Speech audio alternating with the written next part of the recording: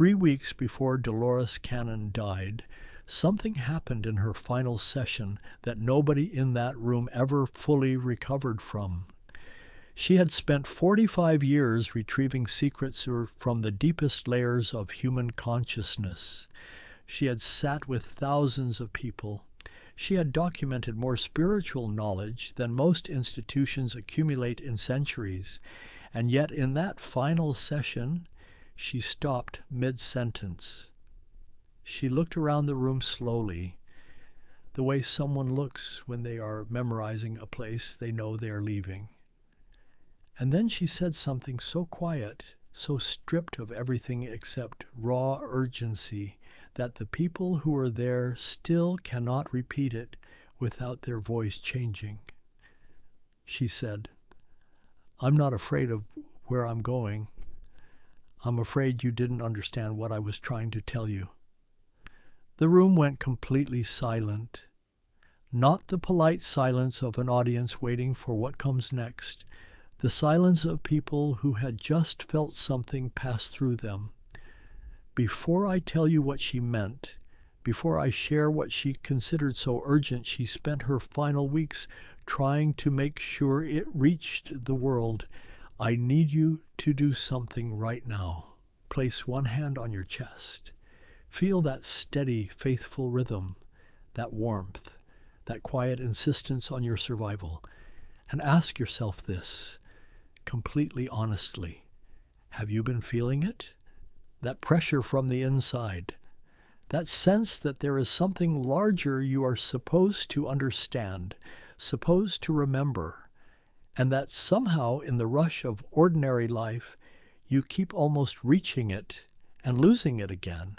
If any part of you said yes, write in the comments right now, "I'm ready," because what you are about to receive was assembled across 45 years by a woman who dedicated her entire life to making sure it reached exactly the kind of soul who feels that pressure, who recognizes that hunger. Write it now, then keep watching. Her name was Dolores Cannon, born April 15th, 1931 in St. Louis, Missouri. She grew up ordinary, married a Navy man, raised children, moved from base to base, city to city, living out of suitcases. She was a grandmother who laughed easily. She had soft eyes and a warmth that made people feel immediately, inexplicably safe. She did not look like someone who would spend the next 5 decades decoding the architecture of the human soul. But that is exactly who she became, and it traces back to a single night in 1968. She had been doing ordinary hypnosis work, nothing unusual. But that night she put a woman into a trance, and a voice came through that was not the woman's voice. It knew things it should not have known. It described places it could not have visited. It carried a wisdom so ancient, so precise, so impossible to explain that Dolores felt the floor of her ordinary life give way beneath her. She understood in that moment that everything she thought she knew about human consciousness was far too small, and she never looked back. What followed was decades of obsessive, meticulous work, session after session, voice after voice, accumulating accounts the way a scientist accumulates data, except the data was unlike anything any scientist had ever cataloged.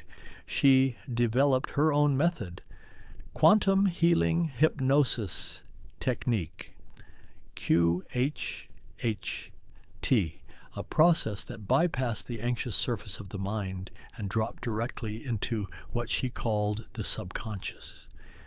Not the Freudian subconscious of childhood wounds, something far more vast, the part of us that has never forgotten where it came from, the part connected directly, continuously, to the source of everything.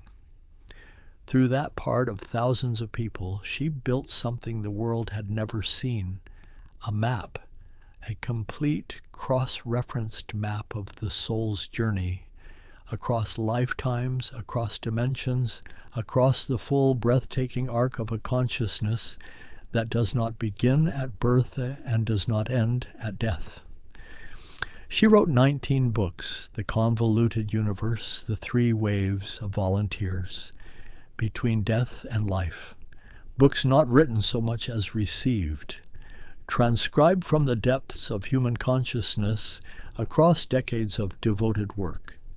Then came 2012, a year her clients had been describing for decades, independently in sessions conducted years apart with no knowledge of each other, a shift, an acceleration, a change in the frequency of this planet, unlike anything in its previous history. Dolores knew what it meant, and so at 81 years old, she walked onto a stage with the energy of someone who understood the delivery window was closing. She gave a lecture people who attended still describe as unlike anything they had ever experienced, not because of performance, because of truth delivered by someone who had earned the right to deliver it. 2 years later, on October 18, 2014, Dolores Cannon passed away in Fayetteville, Arkansas.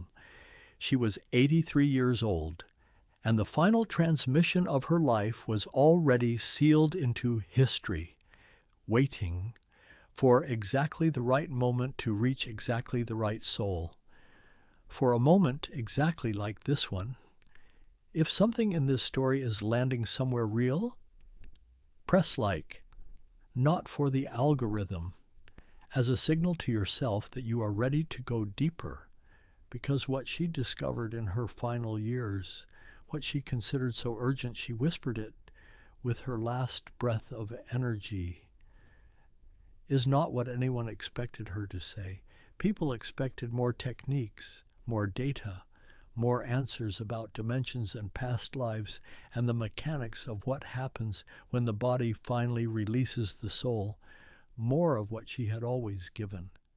Precise, astonishing information delivered with the quiet authority of someone who had earned every word. That is not what they received. What Dolores left behind in her final years, the thing she returned to again and again with increasing urgency, was not new information. It was a warning. She said most people who find this work receive it intellectually and never let it reach them. They collect the concepts. They understand the frameworks. They feel for a moment that electricity of recognition. Yes, this is true. I have always known this. And then walk back into their ordinary lives unchanged. The information entered the mind, but it never reached the soul. Before I go further, think of the one area of your life where you already know what needs to change, not where you are confused, where you are clear, where the answer has never been the problem, where you have known for months, perhaps years, exactly what needs to begin.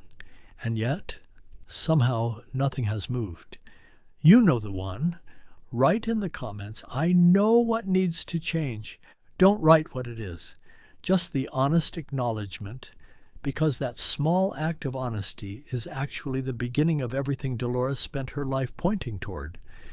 She had a client, a woman in her late 40s, spiritually informed, widely read, fluent in the language of consciousness.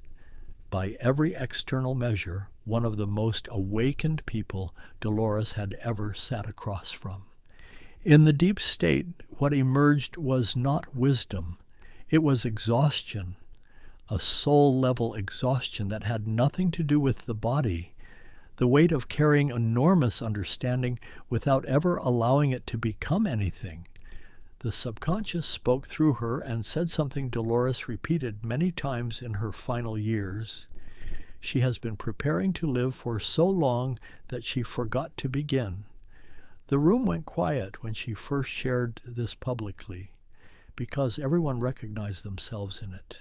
The ancient wisdom preserved across centuries in words so carefully chosen they have survived every attempt by time to erase them, describes this with quiet precision. It speaks of a soul that arrives with purpose already encoded within it, not purpose as a destination, purpose as a quality of being, a way of moving through the world that only this specific soul in this specific life could produce. That purpose did not disappear when the veil of forgetting descended at birth. It went underground, and it has been trying to surface ever since, through the restlessness you cannot explain, through the hunger that ordinary success never quite satisfies, through the moments when something cracks open, and for a few seconds you are operating from a depth that feels more real than anything the surface of your life normally offers. That is not dysfunction. That is your soul knocking.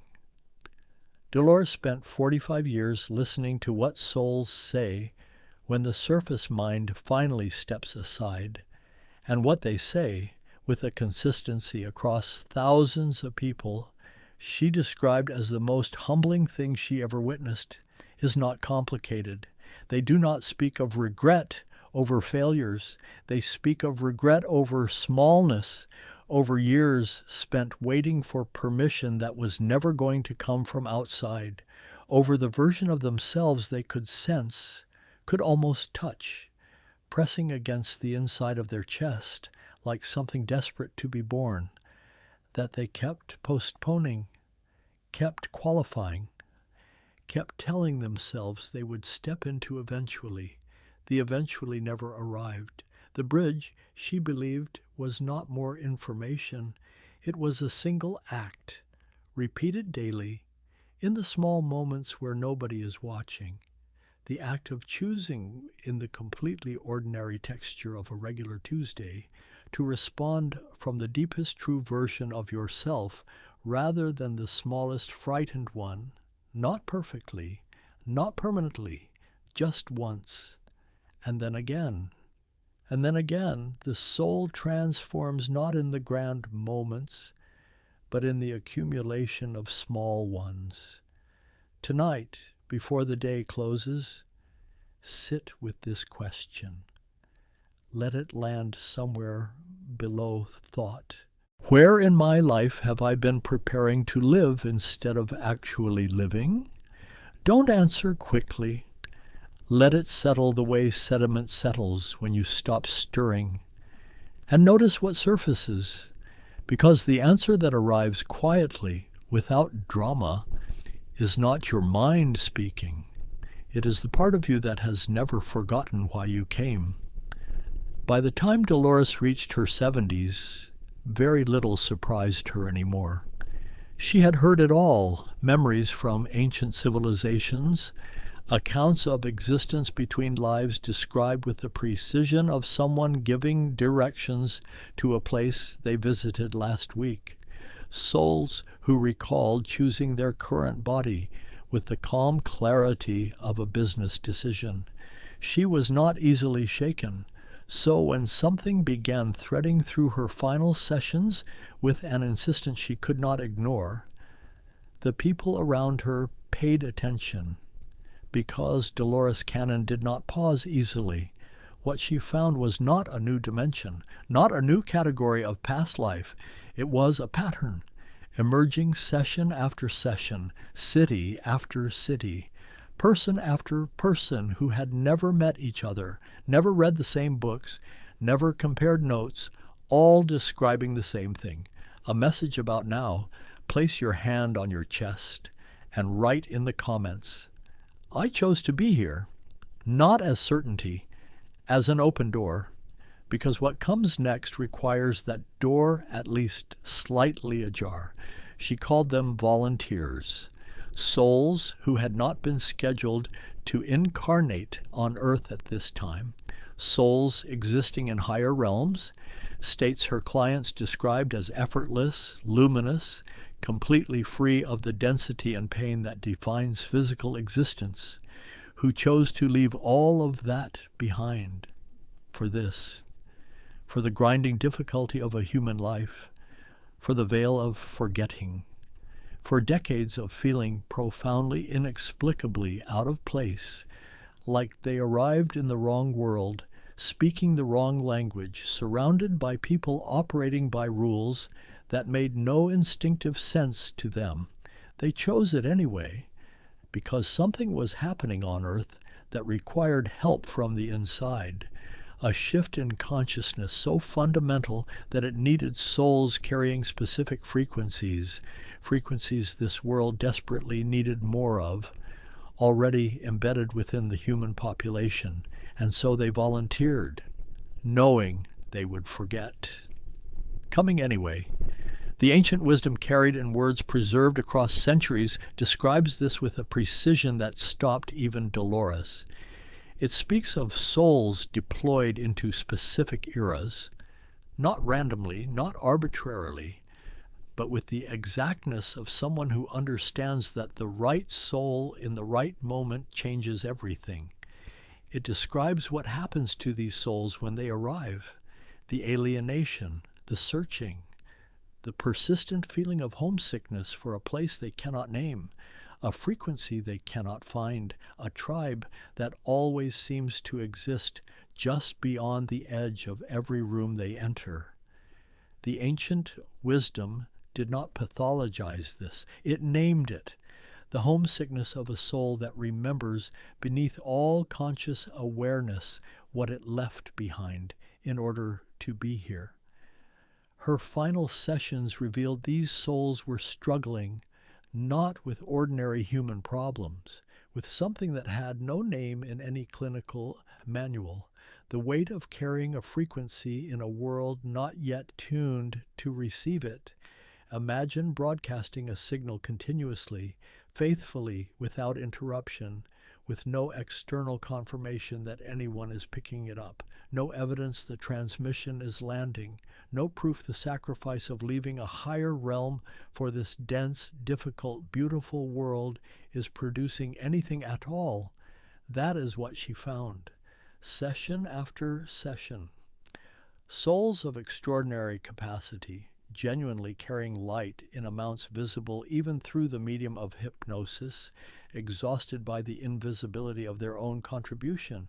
She would ask directly in the deep state, is it working? Is it worth it? The answer every single time without variation, not just yes, incomprehensibly yes. She sat with a man in his late 30s, ordinary life by the world's measurements, a job that paid bills but never felt like calling, a persistent low-grade meaninglessness he had learned to manage but never resolve. In the deep state, he described a realm of such beauty that he wept, not performed emotion, but cellular shock of genuine recognition. He had been shown this life before choosing it, the loneliness, the confusion, the years of feeling like a stranger. He saw all of it and chose it anyway. She asked why. His answer came without hesitation. Because someone had to, and I knew I could carry it. Tonight, before sleep, lie still in the dark, no phone, no noise, and ask, without needing the answer in any particular form, what did I carry here? What is the thing encoded in me that this world needs?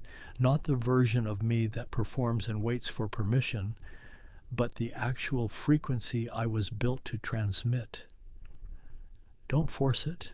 Just hold the question with the same patience Dolores brought to every session, because the silence at that depth is not empty. It has never been empty. In the last 18 months of her life, something shifted in Dolores Cannon's sessions. Not her method, not her questions, not the careful, decades-refined process she used to drop people past the surface of ordinary consciousness. What shifted was what was coming back.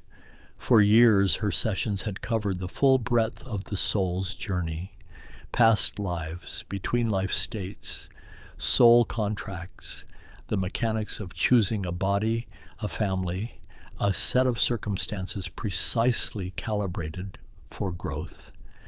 But in those final 18 months, something new began threading through session after session, a message, arriving repeatedly, consistently, from people who had never met each other in cities that had nothing in common, describing the same thing with the cross-referenced reliability that in her world meant only one thing. It was true, and it was urgent. Before I continue, think about the version of your life just beyond your current comfort. Not a fantasy, not an escape. The same life, same responsibilities, same ordinary Tuesday, but lived from a completely different interior place. Less apology, less shrinking, less of that chronic, careful management of yourself that has become so habitual you stop noticing you are doing it. You know that version exists. You have felt it in flashes, in moments when something cracked open, and for a few seconds you were operating from a depth that felt more real than anything the surface normally offers. Write in the comments, I'm ready to stop shrinking. The message emerging from those final sessions was this: the shift is not coming. The shift is already here. The only question remaining is whether the souls who came specifically to support it will wake up in time. She had spent years documenting what her clients called the New Earth, not a different physical location, not a supernatural event, a fundamental transformation in the quality of awareness available to human beings, a raising of the baseline from which ordinary life is experienced. Her clients had described it for decades. What changed in her final sessions was the tense. What had always been described as approaching was now being described as now, already begun, already irreversible, already in motion in ways ordinary language could not fully capture, but that were nonetheless completely, permanently real. And the souls who had volunteered specifically for this window of time were running out of time to remember why they came. She sat with a woman in one of her final sessions. 20 years in a career that paid well and meant nothing. A life that looked like success from outside and felt like a slowly tightening room from within. The subconscious spoke with unusual urgency. She knows. She has always known. She came here carrying something specific, and she has been waiting for the world to give her permission to use it. But the world was never going to grant that permission. It was always hers to give herself. And the window is not as wide as she has been assuming. Dolores asked, what happens if she doesn't step into it? The answer was not punishment, not cosmic consequence, something quieter and more devastating. She will finish this life having been here without being present, having carried the gift without giving it, having stood at the edge of what she came to do and waited for a signal that was always meant to come from within. The ancient wisdom describes the soul's relationship to its purpose with a precision that feels less like theology and more like physics. Every soul arrives with something encoded within it, not a career, not a destination, a quality, a way of being present that, when fully expressed rather than perpetually managed and shrunk to fit available space, changes the frequency of every room it enters, every life it genuinely touches. And it says this clearly: a soul that spends a lifetime dimming its own light does not only deprive the world of that light, it deprives itself of the only experience it actually came here to have. Her final sessions revealed what the shift actually requires, not grand gestures, not a platform or a following or a dramatic overnight transformation, something far more demanding. Integrity of the inner life, the alignment between what a soul knows at its deepest level and how it actually moves through ordinary days. Not perfectly, not permanently, but genuinely, with a growing unwillingness to participate in the comfortable smallnesses that protect the surface life at the cost of the soul's actual purpose. The ones who transformed in her sessions were not the ones who understood the most. They were the ones who finally moved. Tonight, before sleep, before the phone, before anything else, take out whatever you write with and complete this sentence without thinking. The thing I came here to stop postponing is write whatever arrives, immediately, without editing.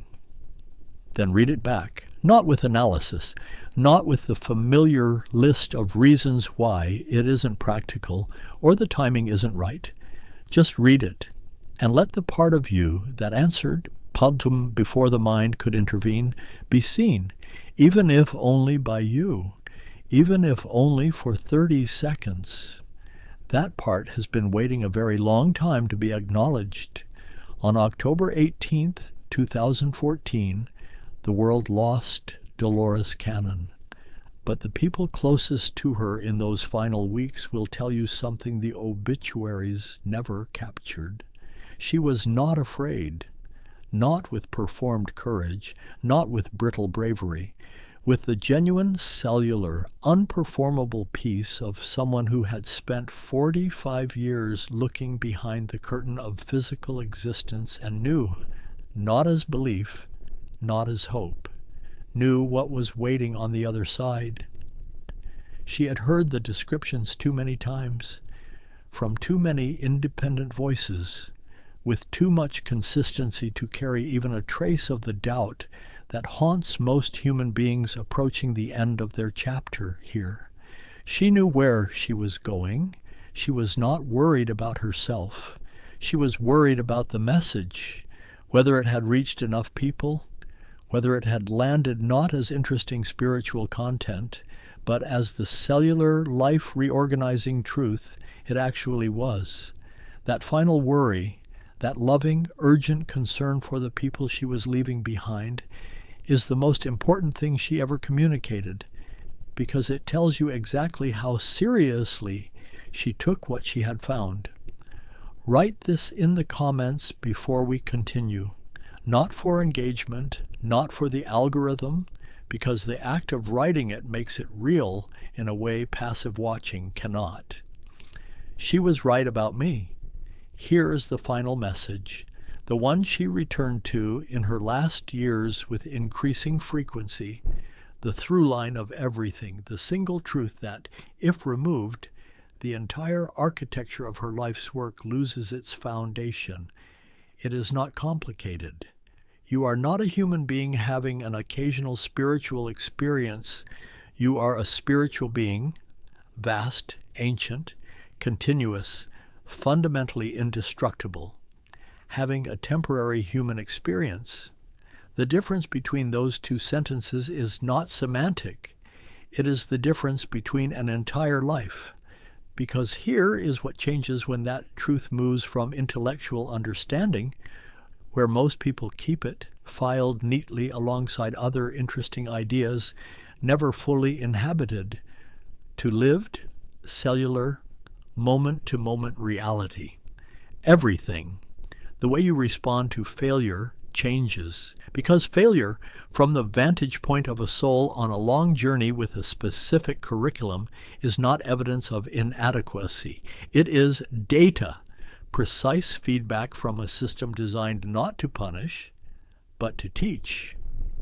The way you respond to loss changes, because the ancient wisdom, preserved in words so carefully chosen they outlasted every civilization that doubted them, describes what happens to souls we love when they leave this form. They do not go far. They do not go cold. They move into a state more present than the physical proximity we mourn, freed from the density of the body, existing now in the full, uncompressed truth of what they actually are. The separation is real. The grief is real. But the connection is not broken by death. It is clarified by it. The way you respond to your own life changes. This is the one Dolores cared about most. She had watched thousands of people receive extraordinary information about their soul, its history, its purpose, its vast continuity, and return to their ordinary lives, continuing to treat themselves with a carelessness that broke her heart, continuing to speak to themselves in a voice they would never use with someone they loved, continuing to offer the world a carefully managed fraction of themselves, enough to function, enough to be liked, while the actual depth of what they carried went unexpressed year after year in the quiet tragedy of a life half-lived. She understood by the end that this was the real work, not the sessions, not the books, not the extraordinary library of retrieved wisdom, convincing a soul that it is worth showing up fully in its own life. The ancient wisdom describes this world not as punishment or accident, but as a trust, given to souls capable of navigating both its beauty and its difficulty. And it says, quietly, with the confidence of something that has never needed to raise its voice to be true, the souls given the most complex version of this trust are not the ones loved least. They are the ones trusted most. Your life, with all its particular weight, all its specific beauty, was not assigned randomly. It was given to you because something in the architecture of this existence determined you were the soul equal to it. Not the soul who would navigate it perfectly, the soul who would navigate it genuinely. Here is the last thing she wanted the world to know, the simplest thing, the one she came back to at the very end when everything else had been said. The love is real. The help is real. You are not navigating this alone, and you never have been. And if you could see, even for a single moment, the degree to which you are known and held through every step of this journey, you would never spend another day feeling as alone as you sometimes do. The ancient wisdom says it simply: mercy came before everything. Mercy will outlast everything. And between those 2 points, in this brief, dense, extraordinary human life, you are never, not for a single breath, outside of it.